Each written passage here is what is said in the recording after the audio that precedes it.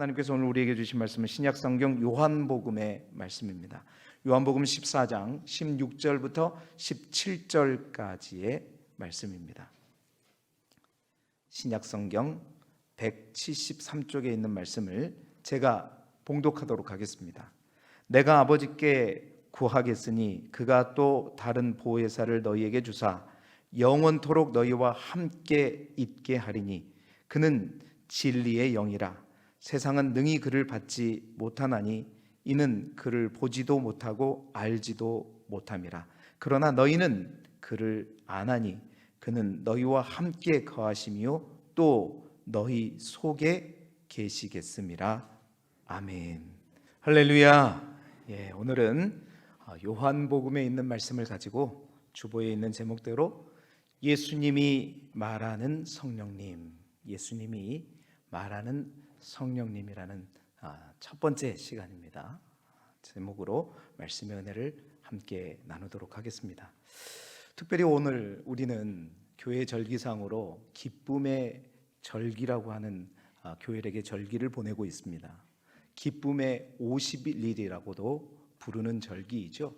그 절기는 다름이 아니라 예수님께서 부활하신 주일로부터 이제 오순절까지 그 기간이 이제 50일이거든요. 정확하게 분석해 보면 예수님께서 부활하셔서 제자들과 함께 보낸 시간이 40일이고 그리고 오로지 약속하신 것을 기다리라 하시면서 10일 동안 기다렸을 때 오순절이 되어서 이제 성령께서 예루살렘 가운데 임하게 되셨죠. 그 50일간의 기간을 지금 우리가 보내고 있는 것입니다. 특별히 이 기쁨의 50일은 그래서 1년 중에 그 어느 때보다도 그렇습니다. 매 주일이 주일입니다. 부활 주일이에요. 사실은 우리가 교회력에서 52주 매 주일이 주님이 부활하신 그 주일을 기념하는 작은 부활 주일입니다. 그런데 이제 우리가 소위 말하는 지난 4월 9일 부활 주일은 1년에 한 번 있는 연주기로서 부활 주일이고요. 그 어떤 때보다 교회력 가운데 가장 큰 기쁨이 넘치는 절기가 바로 이 기쁨의 50일입니다. 이 50일 동안 더 기뻐하시기를 소망합니다. 더 기쁜 일들이 많이 일어나시고 다른 어떤 것보다도 부활하신 우리 주님 그리고 우리 가운데 함께 계신 그 주님으로 인해서 더 기뻐하는 저와 여러분이 되시기를 소망합니다. 이 기쁨의 50일의 특별함은 또 한 가지가 있어요. 지난주 설교에도 말씀드렸지만 제자들이 예수님과 함께 동고동락하면서 살았음에도 불구하고 그들은 결국 예수님을 버리고 도망갔잖아요. 그런데 그러한 주님의 제자들이 이제 순교의 자리에까지 겁먹지 않고 두려워하지 않고 결국은 아굴골짝 빈들에도 어디든지 주님이 명령하시면 순종하며 갈 수 있었던 이유는 뭐냐? 부활하신 주님을 먼저 만났기 때문이고, 그러니까 부활의 신앙이 그들 가운데 탑재되었기 때문이고, 뿐만 아니라 그 부활의 신앙, 도마가 그랬죠. 예수님을 만지고 또한 보고 그러한 어떤 실제적으로 부활하신 그 주님을 제자들은 만났고요. 그 부활 신앙과 더불어 그들이 누구를 만나느냐? 바로 성령님을 만나게 된 겁니다. 그 부활 신앙과 성령이 온전히 만나졌을 때 여러분 제자들은 이 세상에 두려울 게 없었습니다. 그리고 세상이 그들을 감당하지 못했습니다. 사랑하는 성도 여러분, 이 기쁨의 50일 동안 부활 신앙으로 기쁨의 마음으로 보내시되 반드시 우리가 성령을 더 깊게 만나고 교제하는 복된 시간이 될 수 있기를 주님의 이름으로 축원합니다. 그래서 제가 지난주에 약속한 것을 사모하라, 기다리라, 사모하라 라는 제목으로 말씀을 나눴죠. 그 약속한 것은 무엇입니까? 주님께서 약속하신 성령님입니다. 그 성령님을 사모하라는 제목으로 말씀을 나눴죠. 우리가 왜 성령을 사모해야 되는가? 그 이유에 대해서 말씀을 드렸는데 그 이유를 알고 보니 우리가 성령에 대해서 제대로 알아야 되겠다. 그래서 제가 말씀드렸습니다. 이 기쁨의 50일 동안 오순절까지 아마 5월 마지막 주 같아요.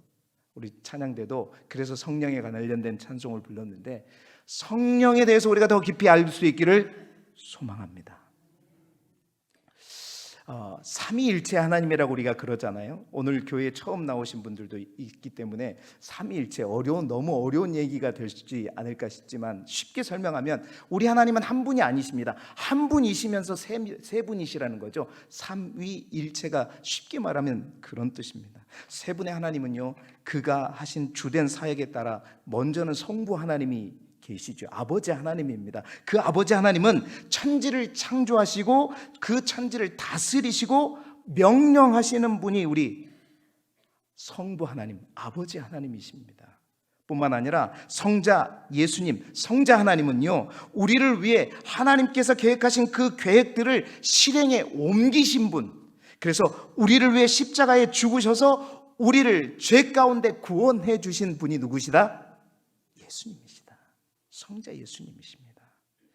그리고 우리가 지금 알고자 하는 성령 하나님은 누구시냐? 세 번째 하나님이신 그 하나님은 지금도 우리와 함께 하셔서 예수 그리스도를 주님으로 고백해 하시는 일로부터 이제 우리가 알게 될 수많은 일들을 우리와 함께 이곳에 계시면서 하시는 분이 누구다? 성령 하나님이십니다. 중요한 건 뭐냐? 여러분, 성부 하나님, 성자 하나님은 어디에 계세요?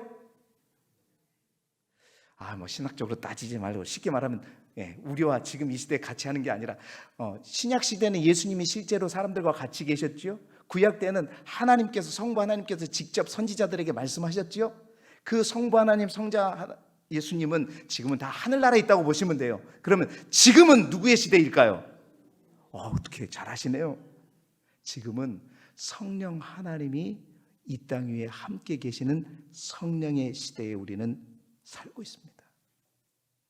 여러분, 지금 이 예수님께서 우리와 함께 이 땅에 살고 계신다면 여러분, 항상 여러분들도 예수님 따라서 밤을 새고도 쫓아다니실 거죠. 그럴 거잖아요.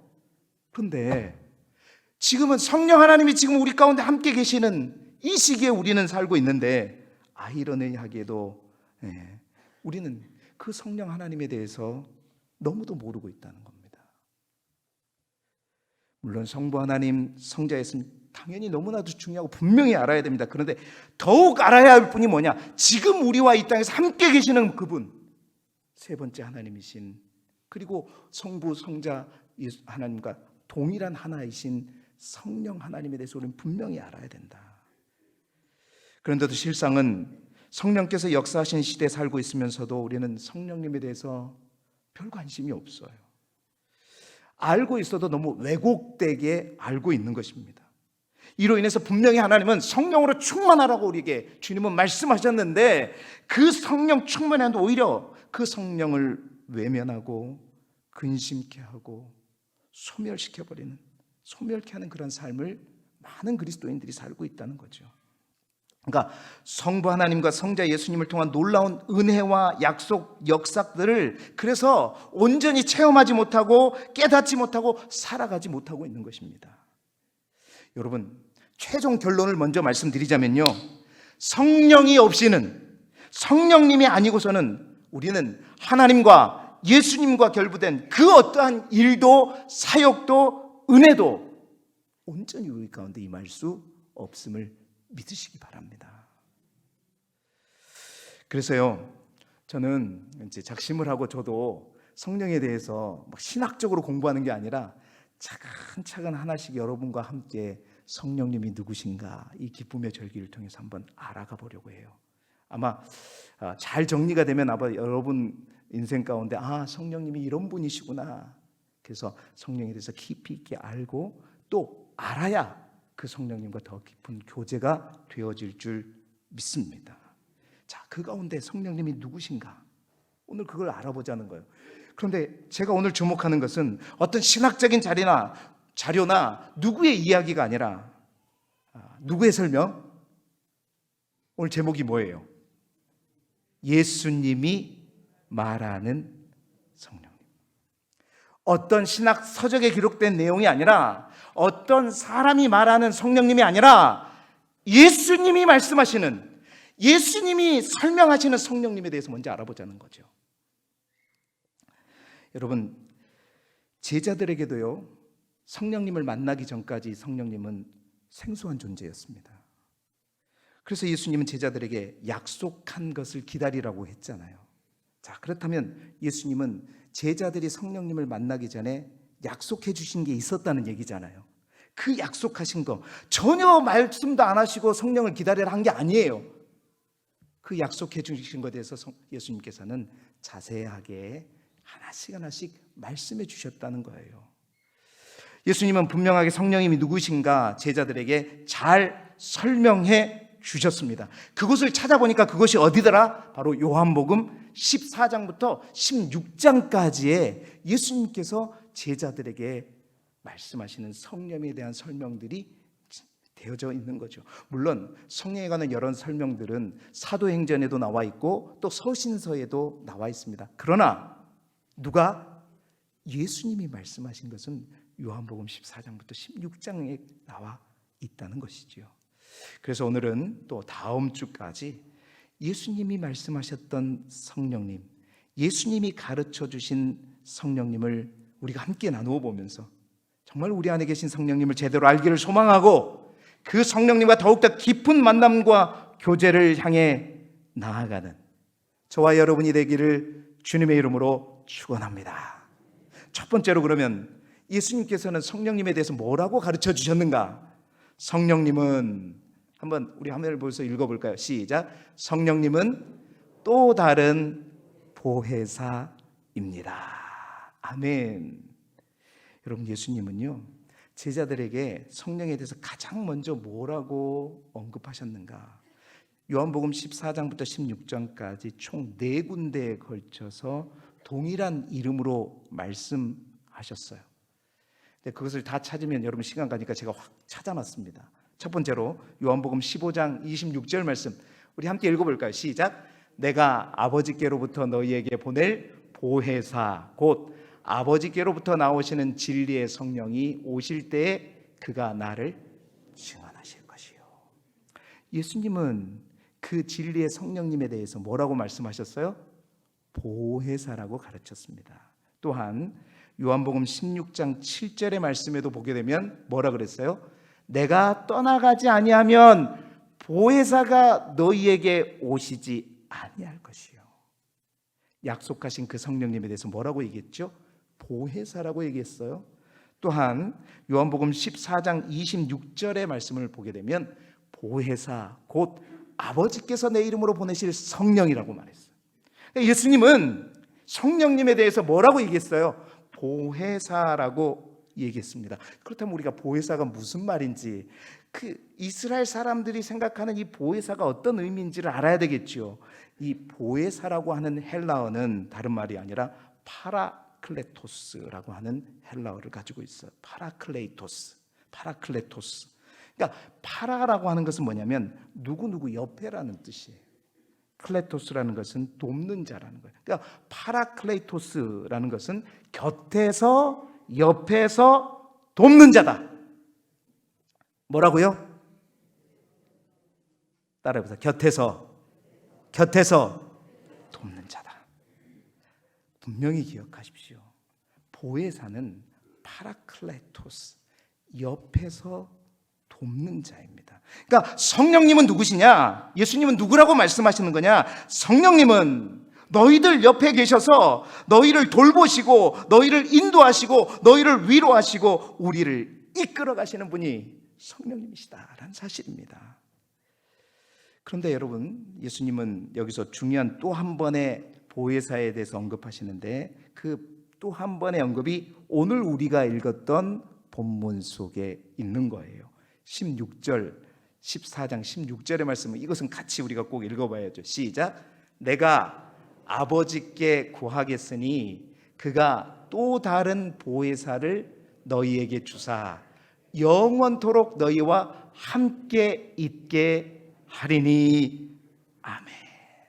자, 보혜사기는 보혜사인데 예수님께서 내가 하나님 아버지 성부 하나님께 구하겠으니 그 아버지께서 뭐라고 했어요? 또 다른 보혜사를 너희에게 줄 것이다. 보혜사인데요, 또 다른 보혜사. 정말로 중요한 의미입니다. 여러분, 이 말은 원래 보혜사가 있다는 얘기겠죠. 그죠? 성령님은 또 다른 보혜사라는 거예요. 그럼 질문입니다. 원래 보혜사는 누구일까요? 큰일 났네. 원래 보혜사는 따라해 봅시다. 예수님. 원래 진짜 보혜사는, 진짜가 아니라 원래 먼저 오신 파라클레토스는 누구냐? 바로 예수님이에요. 예수님이 이 땅에 오셔서 모든 죄인들과 더불어 제자들 곁에서 그들을 인도하고 위로하고 이끌고 함께 하시는 파라클레토스였어요. 그런데 이제 예수님께서, 하나님께서 또 다른 보혜사. 자, 예수님은 왜 또 다른 보혜사냐? 요한 사도가 요한일서 2장 1절에 이렇게 기록하고 있습니다. 나의 자녀들아, 내가 이것을 너희에게 쓰면 너희로 죄를 범하지 않게 하려 함이라. 만일 누가 죄를 범하여도 아버지 앞에서 우리에게 대언자가 있으니 곧 누구다? 의로우신 예수 그리스도시라. 자, 여기서 대언자가 헬라어로 뭘까요? 지금까지 제가 얘기한 걸 들었나? 이 대언자가 헬라어로 뭘까요? 파라클레토스라는 거예요. 파라클레토스가 있으니 곧 그는 누구다? 의로우신 예수 그리스도시다. 여러분, 그렇습니다. 원래, 여러분 원조 아시죠? 원조. 쉽게 말하면 그겁니다. 예수님은 그렇습니다. 원래 우리의 파라클레토스는 예수님이 원조였다는 거예요. 예수님께서 이 제자들 옆에 계셔서 제자들을 가르치시고 인도하시고 위로해 주시고 함께 해 주셨습니다. 그런데 이제 그 예수님이 이 세상을 떠나시고 승천하셨죠. 그러고 나서 또 다른 보혜사를 보내시겠다고 말씀하셨는데 그분이 누구다? 바로 성령님이시다. 성령님이시다. 그래요. 여러분, 성령님에 대한 예수님이 말씀하시는 가장 기본적인 이해는 뭐냐? 예수님이 이 땅에 오셨을 때 그 역할을 이제 예수님은 가시고 그 일을 대신 행하여 주실 분이 누구다는 거예요? 바로 성령님이시다는 겁니다. 사랑하는 성도 여러분, 분명히 아시기 바랍니다. 예수님이 보혜사셨고 성령님이 이제 그 역할을 하시는 또 다른 보혜사로 우리 가운데 오신 줄 믿습니다. 여러분 곁에, 아니 여러분 안에, 우리 안에 계셔서 우리를 돕는 자로 인도하시고 위로하시고 함께 하시고 깨닫게 하시고 도와주신다고 하는데 문제는 뭐냐? 왜 우리는 기도할 때도 예배 드릴 때도 성경을 읽을 때도 힘든 삶을 살아갈 때도 힘들 때도 아플 때도 괴로울 때도 성령님을 찾지 않느냐 말이죠. 돕기 위해서 우리 옆에 있는데, 대기하고 있는데 왜 우리는 성령님께 도움을 구하지 않느냐는 겁니다. 예수님이 그랬으면 정말 영광이죠. 저에게 모든 것을 이름을 하시고, 야 정훈 목사야, 네가 이제 나를 대신해서 이 길두개 옆에 있어. 나는 저 미국에 갈 테니까 모든 것을, 내가 하던 모든 일을 네가 감당해라. 주님 영광입니다. 열심히 돕겠습니다. 최선을 다하겠습니다. 그래서 여러분 곁에 있어요. 근데 아무도 나를 찾지 않아. 맨날 누구만 기억해요? 저 멀리 있는 예수님만 생각해. 실제로는 옆에서 있는데, 여러분 그게 우리의 현실이 아니냐는 거예요. 여러분 기도할 때 성령님을 초청하십니까? 하나님의 말씀을 읽을 때 성령님을 초청하십니까? 예배 드릴 때 성령 하나님이 이 시간 우리 가운데 임재하여 주시옵소서 말씀하십니까?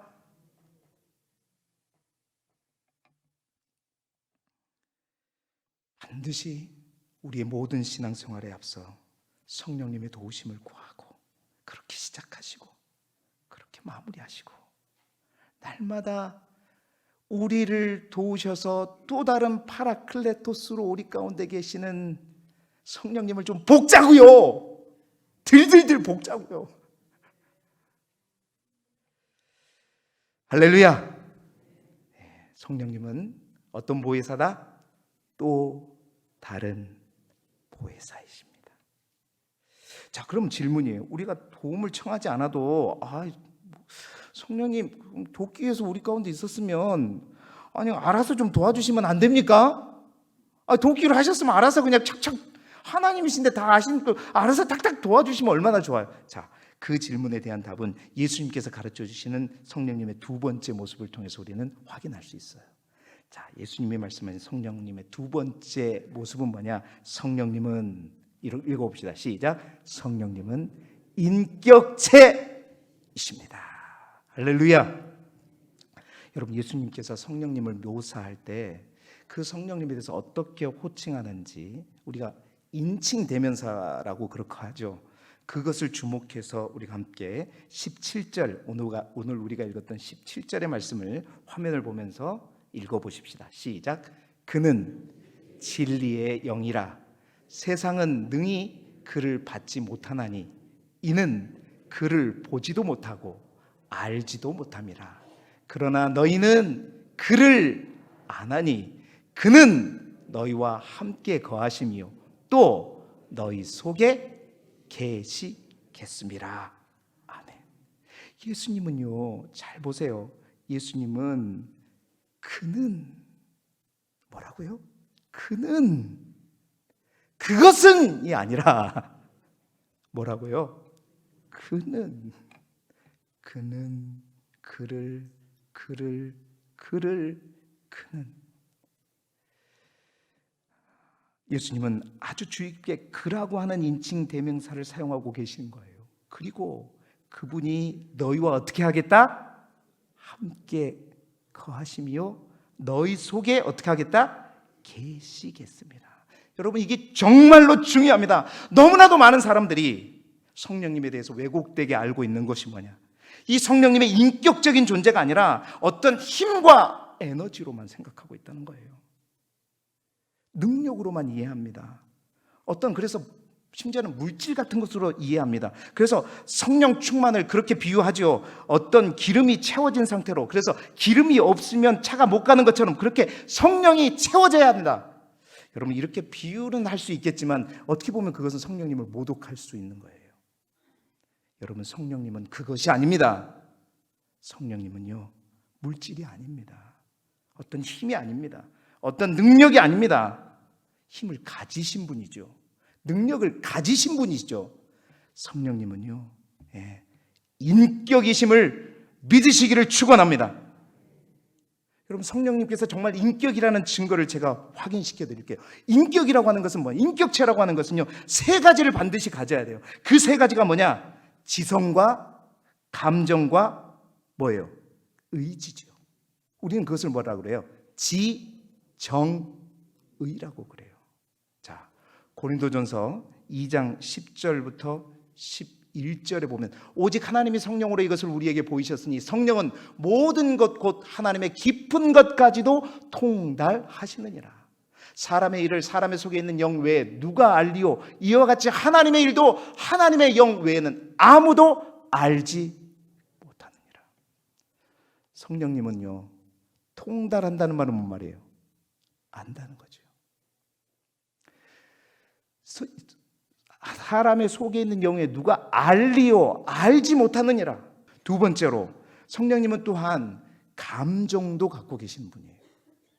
이사야 63장 10절의 말씀 우리 함께 읽어볼까요? 시작.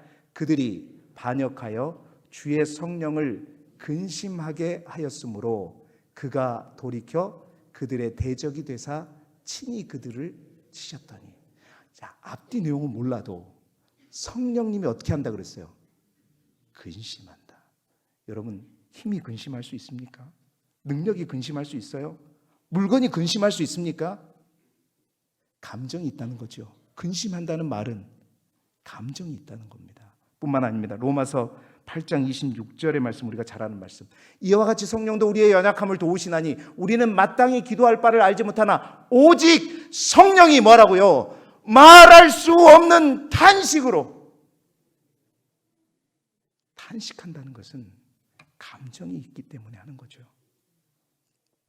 에베소 4장 30절 상반절에 하나님의 성령을 어떻게 하라? 근심하게 하지 말라. 성령님은 근심하실 수 있는 분이라는 겁니다. 히브리서 10장 29절의 말씀, 하물며 하나님의 아들을 짓밟고 자기를 거룩하게 한 언약의 피를 부정한 것으로 여기고 은혜의 성령을 욕되게 하는 자가 당연히 받을 형벌은 얼마나 더 무겁겠느냐 너희는 생각하라. 성령님은 욕을 당한다는, 욕을 당하시기도 한단 말이에요. 여러분, 그렇습니다. 어떠한 물질도, 어떠한 기계도, 어떠한 힘도 근심하거나 탄식하거나 욕을 당하지 않습니다. 오직 뭐만? 인격체만이 할 수 있는 거죠. 마지막으로 성령님은요, 의지를 가지고 계세요. 고린도전서 12장에 성령의 은사에 대해서 쭉 얘기한 다음에 사도 바울은 고린도전서 12장 11절에 이렇게 기록하고 있습니다. 이 모든 일은 같은 한 성령이 행하사 그의 뜻대로 각 사람에게 나누어 주시는 것이니라.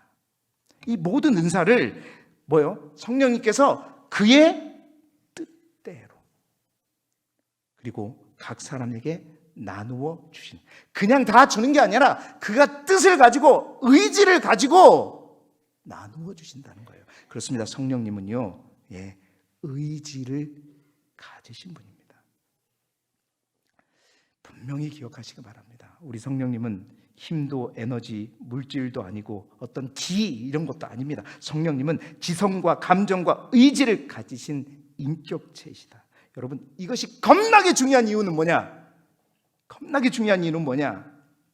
성령님이 인격이시기 때문에 여러분 분명히 아시기 바랍니다. 성령님을 환영하고 성령님을 인정하고 성령님을 소중히 여기는 곳에 임하십니다.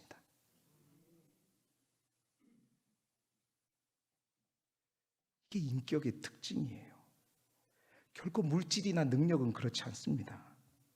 그래서 여러분, 처음 질문으로 돌아갈까요? 우리가 도움을 청하지 않아도 돕기 위해서 오셨으면 알아서 도와주시면 되는 거 아닙니까? 기계면 그렇게 돼요. 그러나 인격체는 그렇지 않습니다. 여러분, 저가 인격체입니까? 물질입니까? 목사도 사람입니다. 인격체예요. 저도 지정의가 있습니다. 저도 알고요, 느끼고도요, 의지가 있습니다. 누가 나를 좋아하는지, 나를 사랑하는지 저도 알아요. 막 나한테 막 사랑을 쪽쪽쪽 날리고 있는 거 저도 느껴져요. 근데 뒤에서 저를 막 뒷담화하고 미워하고 싫어하고, 목사님 얼굴만 보면 싫어. 저도 알아요. 그런 거 느껴요. 저에게도 의지가 있습니다. 그렇게 느껴지면 인격체인 저는 어떻게 하겠어요? 저를 사랑하고 저를 원하고 그런 사람한테는 오지 말라 그래도 막 가요. 근데 목사님 우리 집에 와서 식사하시죠? 가기 싫어요. 가기 싫어요. 안 가고 싶어요. 이게 인격체입니다. 성령님께서 인격체란 사실의 중요한 의미는요, 여러분이 더 잘하실 것입니다. 여러분이 누구와의 관계 속에서 저 사람 너무 좋아, 저 사람이 이렇게 해주니까 내 마음이 너무 행복해, 너무 기뻐, 그 느낌, 그걸 그대로 성령님께 하시면 됩니다. 할렐루야. 그러면 성령님이 여러분을 기뻐하시고, 오지 마라 그래도 오실 것이고, 충만하지 마라 그래도 충만하게 역사하실 줄 믿습니다. 사랑하는 성도 여러분, 성령님을 위하여 마음을 활짝 열고 간절히 사모하시고 도움을 요청하시고 사랑하시기를 바랍니다. 사모하시기를 소망합니다. 항상 성령님을 초대하세요. 성령님이 기뻐하시는 일들을 해보세요. 그리고 부탁하세요. 그렇습니다. 저도 지정의가 있어갖고 알 것 다 아는데, 우리 성령님은 하나님이신데, 그리고 인격체이신데 귀신같이, 성령님한테 귀신이란 말을 붙이면 안 되죠. 성령님은 다 압니다. 우리가 속이는 것까지 알아요. 다 그러니까 진실되게 정말 성령을 사모하고 초청하고 간절히 바랄 때 여러분 그 우리의 초청과 환영과 사랑과 사모를 가운데 성령님은 우리 가운데 오시고 그 인격체이신 성령님은 우리 가운데 오셔서 우리의 힘이 되어주시고 능력이 되어주시는 겁니다. 우리의 동력이 되어주시는 거예요. 할렐루야. 오늘도 그 인격체이신 성령님을 더욱더 사모하시고 사랑하시고 열망하시는 저와 여러분이 되시기를 주님의 이름으로 축원합니다. 세 번째로 예수님께서 또 한 가지를 거듭 반복해서 성령님에 대해서 소개하신 용어가 있어요. 그것이 이 세 군데 14장부터 16장까지 세 군데 언급되어 있는데 첫 번째로 오늘 17장 상반절에 있는 내용입니다. 17절 상반절에 있는 내용 함께 같이 읽어볼까요? 다시 시작.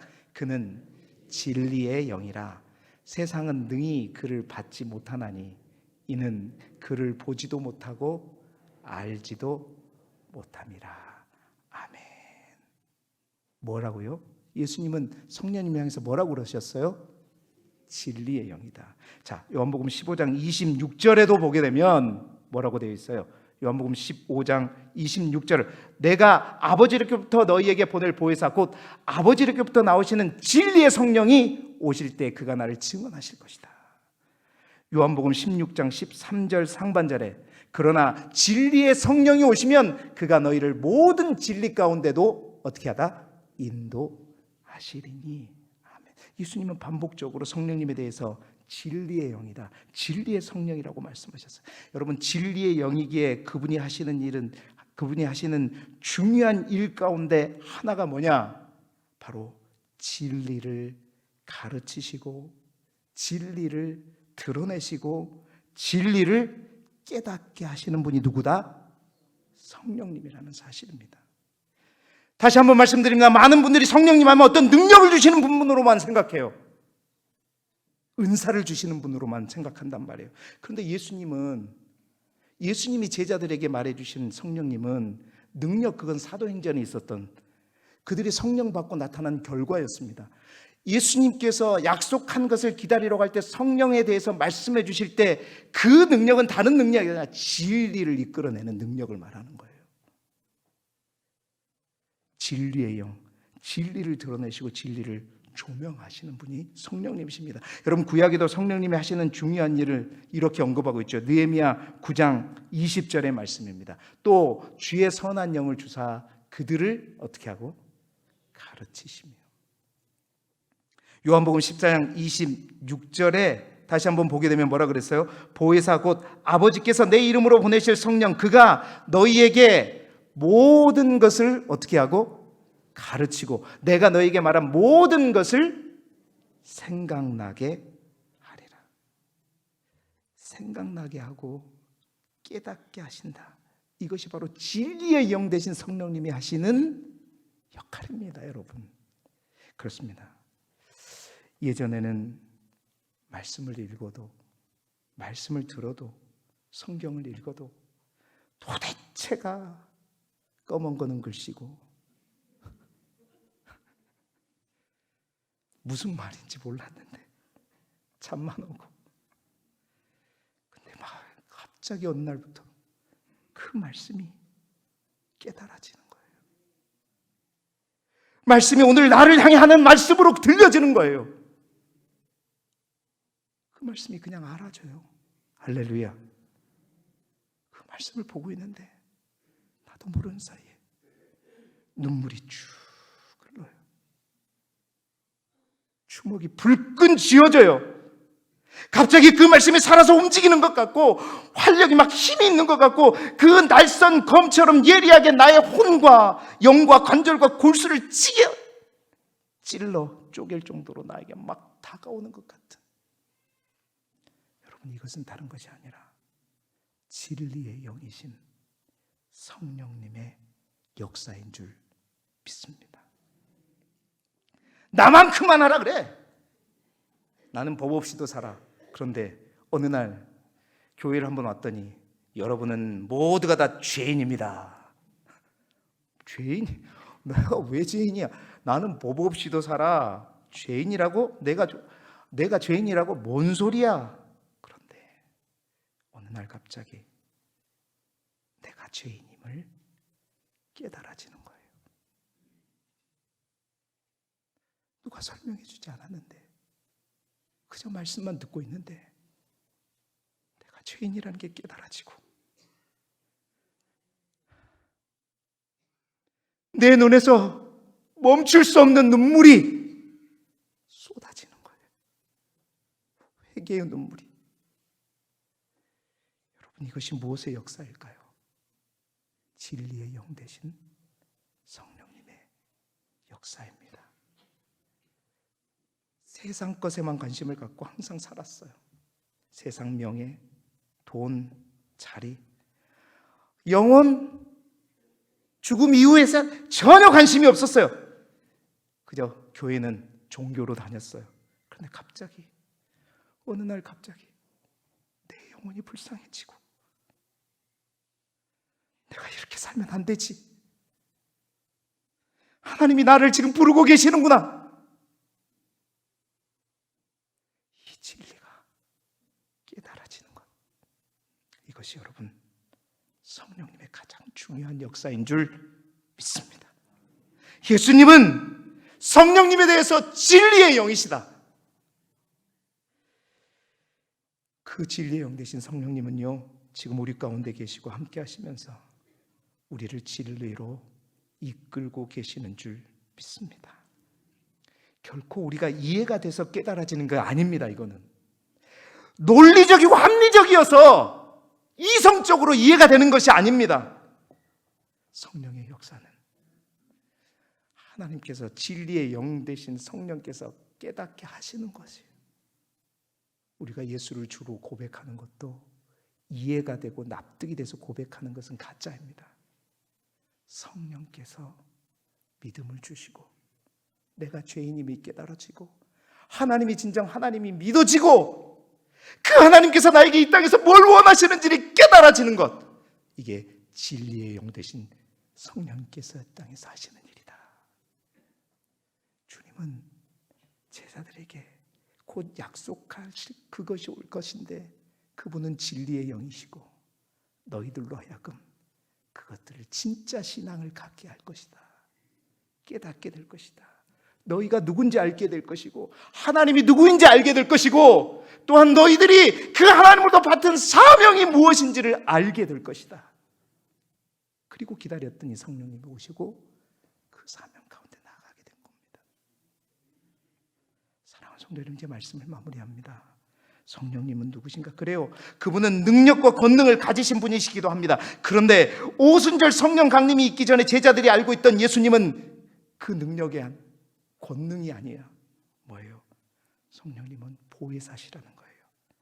늘 예수님 대신 우리 곁에 계셔서 우리를 돕는 자로 함께 하시는 분이고, 성령님은 인격체이셔서 알고 느끼고 의지를 가지신 분이시고, 그래서 우리가 초청하고 사모하고 간절히 원할 때 우리 가운데 역사하시는 분이시고, 진리의 영으로서 참 진리를 가르치고 드러내고 조명하시는 분이시다. 사랑하는 성도 여러분, 그 성령님을 사모하십시오. 그 성령님을 날마다 초청하십시오. 마음을 활짝 열고 초대하십시오. 오순절에 제자들 가운데 충만하게 역사하신 성령께서 그래서 오늘도 예루살렘의 오순절, 저 가이사랴의 오순절을 넘어 우리 길드교회의 오순절이 저와 여러분 가운데 임하게 되기를 그리스도 예수 이름으로 축원합니다.